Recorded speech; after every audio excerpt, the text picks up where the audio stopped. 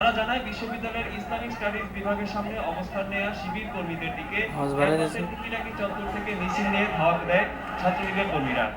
এ সময় দুপক্ষের সংঘর্ষ শুরু হলে উত্তেজিত ছাত্রলীগ কর্মীরা প্রশাসন ভবন ও উপাচার্যের বাসভবনের ফটকে ভাঙচুর চালায়।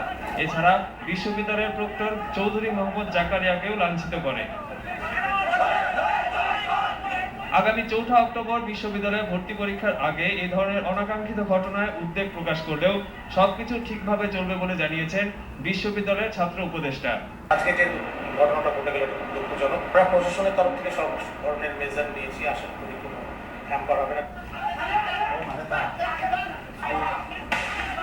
ছাত্র শিবির ছাত্রলীগ সংঘর্ষের ঘটনায় এই পর্যন্ত বেশ কয়েকজনকে আটক করেছে পুলিশ। সবকিছু নিয়ন্ত্রণে রয়েছে বলে জানিয়েছে পুলিশ। কোনো অবস্থাতে তার শৃঙ্খলা পরিস্থিতি বিদ্যমান আছে, শৃঙ্খলা পরিস্থিতি অবনতি না হয় আমরা সতর্ক আছি।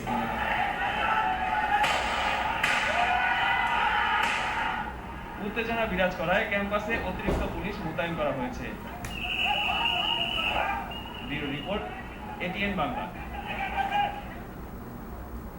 কক্সবাজারের রামুর ঘটনাকে রাজনৈতিক উদ্দেশ্যে প্রবাহিত